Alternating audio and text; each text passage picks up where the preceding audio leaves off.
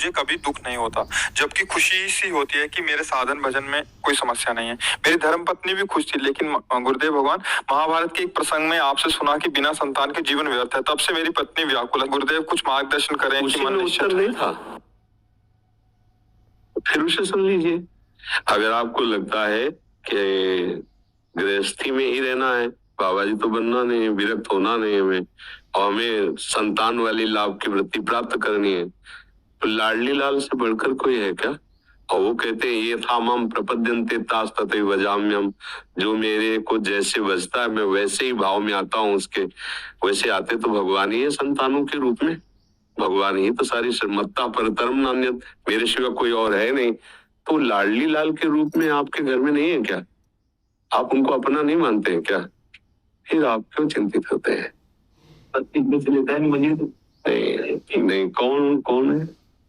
नहीं होना चाहिए ना। अगर विचलित होने वाली बात में आप आएंगी तो फिर आप हमारी बात को समझ ही नहीं पा रहे। अगर बुद्धि से आप धैर्य पूर्वक समझे, देखो शास्त्र घुमा के सत्य वस्तु को देना चाहता है। जैसे आपके संतान नहीं हुई तो आगे का शब्द क्या लिखा है कि भगवान फिर आपको वैराग्य मार्ग दे रहे हैं कि संसार के राग से रहित होकर दोनों वानप्रस्थ आश्रम को धारण करते हुए भजन करते हुए भगवत प्राप्त कर लो। ये तो बढ़िया चांस मिल गया। इसी बात को आत्माराम ब्राह्मण नहीं समझ पाए थे। उनका अगर पुत्र नहीं है तो फिर हमारी गृहस्थी व्यर्थ है, गृहस्थी व्यर्थ है तो जीवन व्यर्थ है, जीवन व्यर्थ है तो आत्महत्या कर लेते हैं। इस विचार से जंगल में गए। तो धर्मात्मा पुरुष थे वो, कोई ऐसे थोड़ी थे।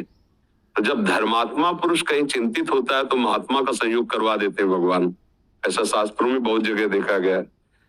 एक सन्यासी महात्मा आते दिखाई दिए तो वो ब्राह्मण घर में जन्मे थे, शास्त्रों का स्वाध्याय किया था, संध्या वंदन आदि करते थे।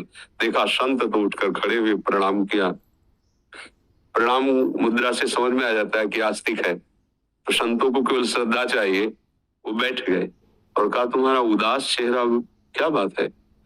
उनका भगवान सब कुछ है आपकी कृपा से, संपत्ति है, सब है, पर हमारे संतान नहीं।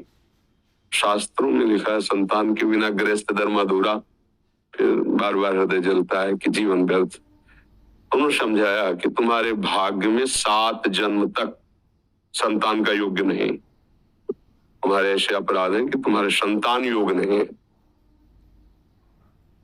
आप लोग ये अपराध कर देते हो, कोई दूसरा नहीं। गर्भ में देखा बेटी हत्या करा दी, ये जन्म तो कष्ट में जाएगा, अगले जन्म में गर्भ ही नहीं धारण कर पाओगे, गर्भ में कोई संतान ही नहीं आएगी, कर लो उपाय, क्योंकि तुमने गर्भ का ही तो नाश किया, भ्रूण हत्या, उसकी तुम्हें जरूरत है नहीं, हटा दिया। कितने ऐसी माताएं बहनें जो